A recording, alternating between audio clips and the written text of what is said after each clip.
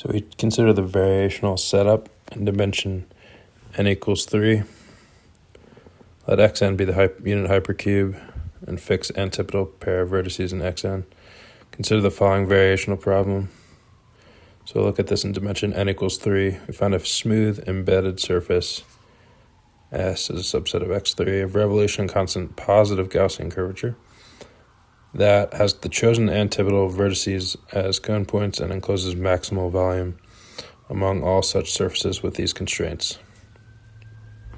This problem can be reduced to a classical one-dimensional variational problem using a rotational asymmetric ansatz. Consider metrics of the form that these are action angle coordinates, where v is an angular coordinate, u parameterizes a meridian interval, and bounded behavior encoding cone points at the endpoints. A direct computation shows that the Gaussian curvature is relatively simple. It simplifies to that. So constant positive curvature corresponds to the warping function being a quadratic polynomial, imposing the condition that the resulting surface embeds as a surface of revolution in R3 leads to that condition. And within this, class 1 finds that there is a unique surface. So we get an informal theorem in dimension 3. N equals 3, the variational problem admits a unique solution S for each choice of antipodal vertex pair. Therefore, we get a resulting stratified complex. Let lambda 3 denote the set of 4 antipodal vertex pairs in X3 for each lambda and lambda 3. Let S sub lambda denote the corresponding maximal surface obtained above and define the complex. Thus, by this definition, it's basically the union of the individual optimal surfaces. And it's a natural stratified 2 complex. Let methyl I1 denote the union of pairwise intersections. Let methyl I0 denote the set of points where all 4 surfaces meet. These are the quadruples of intersection points. Define the one skeleton to be the union, gamma to be the union of those strata. We observe that the graph gamma is connected and combinatorially isomorphic to the octahedral graph. In particular, gamma decomposes into 3 planar subgraphs lying in the midplanes, x equals 1/2, y equals 1/2, z equals 1/2. We denote them by gamma sub x, gamma sub y, gamma sub z, and we note the decomposition. The piecewise isometries, each of the 3 loops determines a natural cut and paste operation on the complex methyl I2.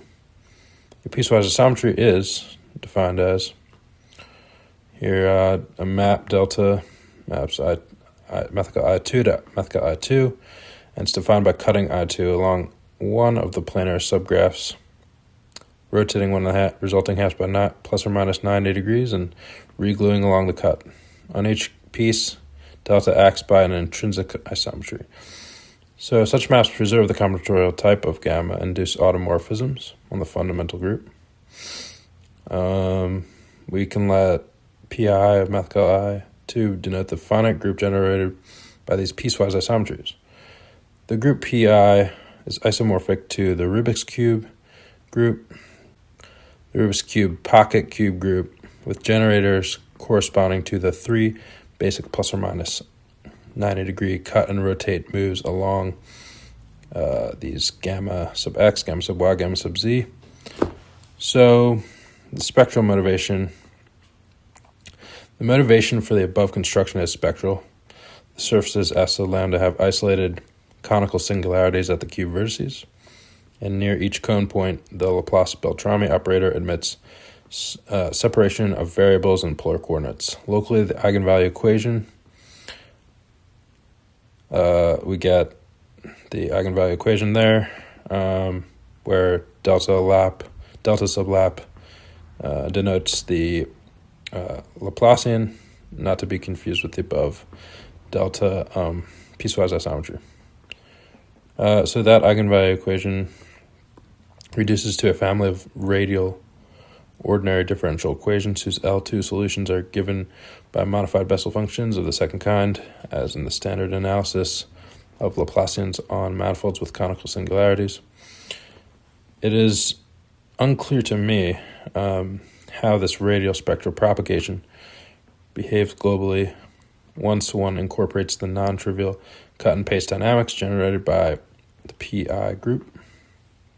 In particular, one can form the associated transformation groupoid or action groupoid, mathematical I2, semi-direct product with the PI group, and ask whether the repeated action of piecewise isometries leads to phenomena analogous to quantum chaos. For example, irregular propagation of eigenfunctions, loss of integrability, or non-trivial spectral statistics, despite the local dynamics near each cone point being explicitly Bessel controlled. Now, this is really all in dimension 3, so it's pretty unclear, how to actually go about this in dimensions n greater than or equal to 4, so I will try to, cover that another time.